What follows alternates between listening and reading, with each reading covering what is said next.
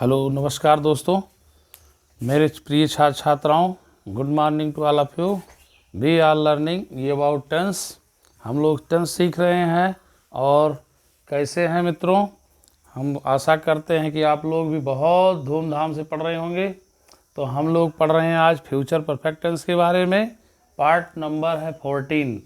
तो 14 में हम लोग पढ़ेंगे पार्ट नंबर 14 का फ्यूचर परफेक्ट टेंस, भूतपूर्ण काल। तो हम लोग ध्यान देंगे कि पहचान होता है इस टेंस का कि जिस हिंदी वाक्य के अंत में चुका होगा, चुकी होगी, चुके होंगे, लिया होगा, दिया होगा, खाया होगा, आया होगा, पिया होगा, यानी पूर्ण रूप से कार्य का होना पाया जाता है, लेकिन अंत में गागेगी आता है।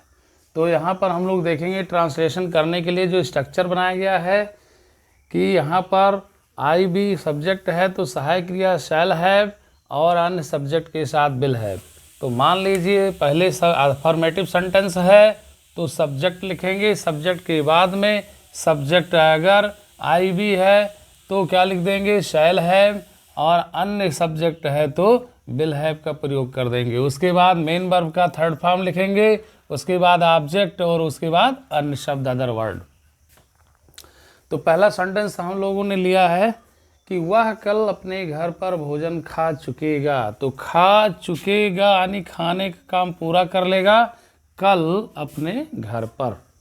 तो वह की अंग्रेजी ही लिख दिया और ही के साथ विल हैव इस टेंस की सहायक क्रिया हो गया फ्यूचर परफेक्ट की। और क्रिया का थर्ड फॉर्म लिखेंगे तो ईट का ईटन। भोजन खाएंगे तो ईटन फूड। कहाँ पर खाएंगे? अपने घर पर, तो एट हिज होम। यहाँ अपने की अंग्रेजी हिज लगाया गया, किसके अनुसार? ही के अनुसार। सब्जेक्ट है ही तो हिज कर दिया गया। आने वाले कल की अंग्रेजी हमेशा टुमारो लिखते हैं। फिर आप आइए 2 नंबर देखते हैं। राम का भाई मुझे अपना बांसुरी नहीं दे चुकेगा। तो राम का भाई, तो Ram's brother will not have. अब यहाँ पर ध्यान देना है, ये नहीं शब्द आया है तो नहीं की अंग्रेजी नॉट, विल हैव के बीच में और शैल हैव के बीच में, यानी हैव से पहले ही नहीं की अंग्रेजी नॉट लिख देंगे। उसके बाद हैव लिख करके और देने की अंग्रेजी गिव का थर्ड फॉर्म गिवन हो गया, मुझे की अंग्रेजी मी हो गया। उसके बाद में अपना बांसुरी, तो यहाँ पर राम का भाई है तो भाई क्या हुआ? मास्कुलिन जेंडर है तो अपने की अंग्रेजी क्या लिखेंगे? हिज कर देंगे। उसके बाद बांसुरी है तो फ्लूट कर दीजिए।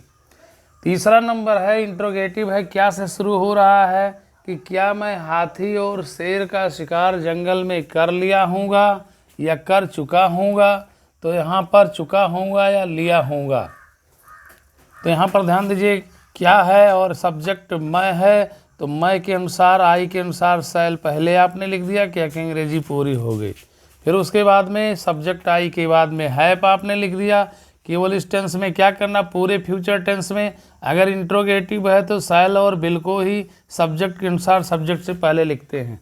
उसके बाद जो भी उसमें जुड़ा हुआ, चाहे बी है, चाहे हैव है या हैव बीन है, कुछ भी होता है तो वो हमेशा सब्जेक्ट के बाद ही लिखा करते हैं। Okay friends. फिर उसके बाद में शिकार करने की अंग्रेजी हंट का थर्ड फॉर्म हंटेड हो गया। और हाथी और शेर का तो एलिफेंट एंड लायन हो गया। जंगल में in the forest. Question mark लगा है तो लगा देंगे क्योंकि ये है इंट्रोगेटिव सेंटेंस। तो यहाँ भी आपने क्या कर दिया, इंट्रोगेटिव मार्क लगा दिया। 4 नंबर है कि लोग गांव में कैसे एक दूसरे की सहायता कर चुकेंगे। तो कैसे कर चुकेंगे, तो कैसे आया है तो यहाँ पर इंट्रोगेटिव सेंटेंस है और कैसे की अंग्रेजी क्या होता है? हाउ। सबसे पहले इंट्रोगेटिव वर्ड को आपने लिख दिया कि हाउ। उसके बाद में लोग, लोग का मतलब पीपल हो गया और पीपल प्लूरल है या सिंगुलर हो। अब फ्यूचर में क्या लगाएंगे प्लूरल के अनुसार? पीपल के अनुसार विल। तो हाउ विल पीपल। उसके बाद में हैव लगा दीजिए और सहायता करने की अंग्रेजी हेल्प का हेल्प कर दीजिए। और एक दूसरे की, यानी संख्या जब 2 से अधिक है तो एक दूसरे के अंग्रेजी टू वन अनदर लिखेंगे, और संख्या 2 होती तो टू ईच अदर लिख देते। समझ में आ गया। फिर उसके बाद में गांव में, तो यहाँ पर जब गांव की बात है तो में की अंग्रेजी एट लगाएंगे। ठीक है। अगर कोई छोटा स्थान है या दीवार है, बोर्ड है या कोई घर है, मंदिर है, तो हमेशा एट का प्रयोग करते हैं वहाँ पर। ओके, तो एट विलेज कर देंगे, उसका सेंस होगा गांव में, गांव पर अर्थात गांव में। तो ये रहा आपका फ्यूचर परफेक्ट टेंस। और फ्यूचर परफेक्ट टेंस में एक ही सेंटेंस, एक व्यक्ति का एक काम दिखाया गया है, लेकिन अगर दो व्यक्ति अलग अलग काम करते हैं, एक पहले और एक बाद में, तो उसको हम लोग अब इसके बाद में सेंटेंस लेते हैं। अब यहाँ पर हम लोग डबल सेंटेंस, दो व्यक्तियों के द्वारा दो कार्यों को करना पाया जा रहा है। एक व्यक्ति एक काम पहले करेगा तो दूसरा बाद में करेगा। तो इस तरीके से यहाँ पर ध्यान देना है कि जब दो सेंटेंस फ्यूचर परफेक्ट टेंस में पहले और बाद से जुड़े हुए हों, तब किस तरीके से ट्रांसलेट करेंगे। तो यहाँ पर ध्यान देना, जो कार्य पहले हो ना पाया जाएगा उसे फ्यूचर के परफेक्ट में अनुवाद करेंगे, और जो कार्य बाद में होगा उसे प्रेजेंट इंडेफिनिट टेंस में, फ्यूचर इंडेफिनिट में नहीं बनाना है पास्ट की तरह, यहाँ पर प्रेजेंट इंडेफिनिट में उसे अनुवाद करेंगे। तो जैसे लिखा हुआ है कि मेरे भोजन खाने से पहले राम अपना गृह कार्य समाप्त कर चुकेगा। तो यहाँ पर आया है पहले राम अपना गृह कार्य समाप्त कर चुकेगा, तो राम का काम पहले होगा, इसलिए इसे फ्यूचर के परफेक्ट टेंस में अनुवाद कर लीजिए। तो क्या हो जाएगा कि Ram will have finished his homework. यहाँ पर सहायक क्रिया पास्ट फ्यूचर परफेक्ट की लगा दिया आपने, विल हैव क्रिया का थर्ड फॉर्म लिख दिया, फिनिश का फिनिश्ड, और अपना गृह कार्य है तो राम के अनुसार अपने की अंग्रेजी हिज और गृह कार्य होमवर्क। तो Ram will have finished his homework, और पहले की अंग्रेजी अब लिखेंगे बिफोर। उसके बाद में इसे बनाएंगे मेरे भोजन खाने का मतलब हुआ मैं भोजन खाता हूँ, प्रेजेंट इंडेफिनिट में बनेगा। ठीक है, तो यहाँ पर होगा कि आई ईट फूड, यहाँ पर क्रिया फर्स्ट फॉर्म प्रेजेंट इंडेफिनिट में ईट लगा देंगे। आई प्लूरल है, अगर सिंगुलर होता तो ईट्स कर देते। ठीक है, तो यहाँ पर हो गया कि Ram will have finished his homework before I eat food, यानी जो कार्य बाद में होगा उसे प्रेजेंट इंडेफिनिट में, और जो कार्य पहले होगा उसे फ्यूचर के परफेक्ट टेंस में अनुवाद करेंगे। दूसरा सेंटेंस है सेंटेंस वही, बस केवल पहले की जगह पर हम लोग के बाद लिख देंगे और तब उसे ट्रांसलेट करेंगे कि मेरे भोजन खाने के बाद राम अपना गृह कार्य समाप्त करेगा। ठीक है, हिंदी वाक्य में क्या रहा है, गा, गी, गे। ठीक है, और दोनों सेंटेंस किससे जुड़े हुए हैं, बाद से और पहले से। तो पहले वाला आपने सीखा, अब बाद के देखिए, जब बाद शब्द आ जाए तो क्या करेंगे, जब बाद शब्द आ जाए तो इधर वाले सेंटेंस को प्रेजेंट इंडेफिनिट में और इधर वाले सेंटेंस को फ्यूचर परफेक्ट में, फ्यूचर के परफेक्ट में अनुवाद करेंगे। अब लिखना इधर वाले सेंटेंस को पहले अंग्रेजी में है तो क्या कर लेंगे, राम अपना गृह कार्य समाप्त करेगा, प्रेजेंट इंडेफिनिट में लिखेंगे तो हो जाएगा राम फिनिशेज हिज होमवर्क। ये हो गया प्रेजेंट इंडेफिनिट में कि राम अपना गृह कार्य समाप्त करेगा, अर्थात करता है, राम अपना गृह कार्य समाप्त करता, ये सेंस लिया जाएगा प्रेजेंट इंडेफिनिट में कि राम फिनिशेज हिज होमवर्क, और बाद की अंग्रेजी हो गया आफ्टर। उसके बाद में मेरे भोजन खाने का, यानी मैं भोजन पहले खा लिया, इसका सेंस है, तो ये फ्यूचर परफेक्ट में हो जाएगा कि आई शैल हैव ईटन फूड। यहाँ पर आपने शैल हैव फ्यूचर परफेक्ट की सहायक क्रिया, क्रिया का थर्ड फॉर्म ईट का ईटन कर दिया। ओके, तो इस तरीके लिखेंगे Ram finishes his homework after I shall have eaten food. अब यहाँ पर तो दो व्यक्तियों का काम दिखाया गया अलग अलग, ठीक है, लेकिन फ्यूचर में जैसे हम लोग पास्ट में सीखे थे वैसे फ्यूचर में भी सीख रहे हैं कि जब दो कार्य एक ही व्यक्ति के द्वारा किया जाए, तो एक ही व्यक्ति द्वारा जब दो कार्य किया जाएगा तब क्या करेंगे, सेंटेंस तो वैसे बनाना है कि एक काम प्रेजेंट इंडेफिनिट में जो बाद में होना पाया जाएगा और जो पहले होना पाया जाएगा तो फ्यूचर परफेक्ट में लिखेंगे। लेकिन अब यहाँ पर जीरेंड और प्रीपोजिशन का प्रयोग कर लेंगे। यहाँ पर आफ्टर और बिफोर क्या था, कंजंक्शन का काम किया है ना। यहाँ पर देख रहे हैं दो वाक्यों को सीधे सीधे जोड़ दिया बीच में आकर के, लेकिन अब हम लोग इसे आफ्टर को प्रीपोजिशन बना लेंगे और आईएनजी को जीरंड बना लेंगे। ठीक है, जब सब्जेक्ट एक होगा तो सिंपल सेंटेंस के रूप में लिखेंगे। यहाँ पर ये सेंटेंस कॉम्प्लेक्स हो गया, लेकिन ये सेंटेंस कैसा सिंपल है। मैं भोजन खाने के बाद स्कूल जाऊँगा, तो आफ्टर ईटिंग फूड, यहाँ पर ध्यान देना कि आफ्टर ईटिंग फूड, मैं भोजन खाने के बाद, आई गो टू स्कूल। देखिए यहाँ पर प्रेजेंट इनफिनिट बनाया गया है। जाऊँगा के लिए हो जाएगा कि मैं जाता हूँ, अब भोजन खाने के बाद मैं स्कूल जाता हूँ, सेंस से लेंगे लेकिन बोला जाएगा जाऊँगा। ठीक है, हिंदी में तो फ्यूचर इंडेफिनिट में दिखाई देगा, लेकिन ये प्रेजेंट इंडेफिनिट में लिखा जाएगा। तो after eating food I go to school, मैं भोजन खाने के बाद स्कूल जाऊँगा। अब चौथा नंबर है कि मैं भोजन खाने से पहले स्कूल जाऊँगा।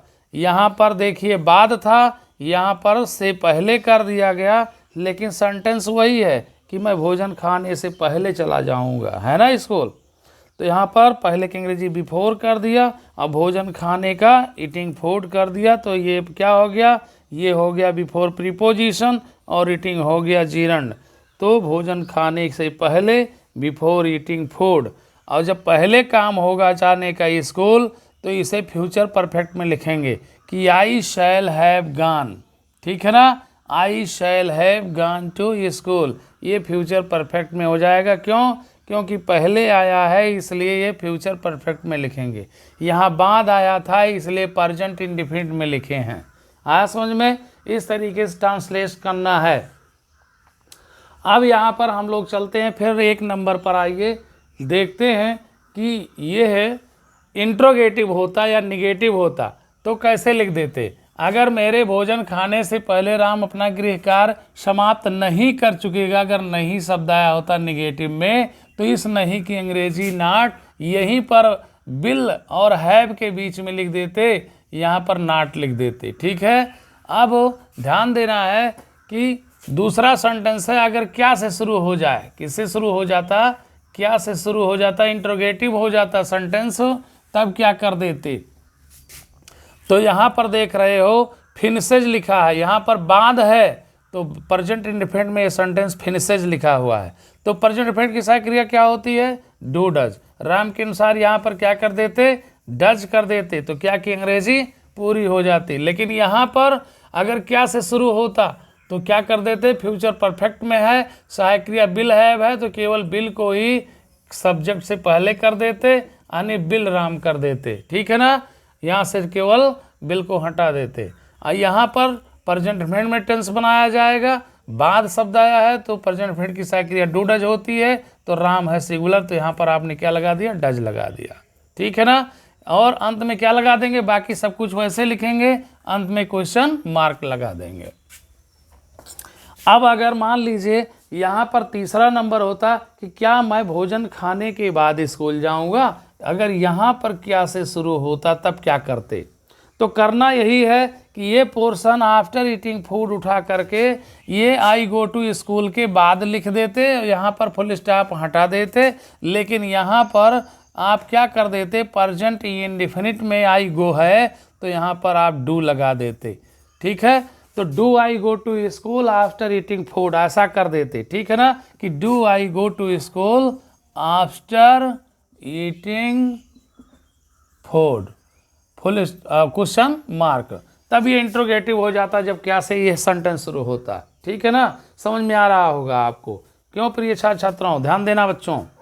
अब 4 नंबर है, अगर यहाँ भी क्या से शुरू हो जाता, ठीक है, कि क्या मैं भोजन खाने से पहले स्कूल जाऊँगा, क्वेश्चन मार्क हो जाता। ठीक, तब क्या कर देते, फिर आपको यही करना है कि बिफोर ईटिंग फूड को क्या कर देंगे, पीछे ऐड कर देंगे, यहाँ से इसे हटा देंगे, और क्या की अंग्रेजी लिखने के लिए ये जो शैल आया हुआ है आई से बाद, तो आई पहले कर देंगे यहाँ पर कि शैल आई, अब इसे हटा देंगे, तो क्या हो जाएगा कि shall I have gone to school, और यहाँ से फुल स्टॉप हटाएंगे, और यहाँ पर देख रहे हैं बिफोर है तो बिफोर लिखेंगे, बिफोर, उसके बाद में ईटिंग फूड है तो ईटिंग फूड लिख दीजिए, बिफोर ईटिंग फूड।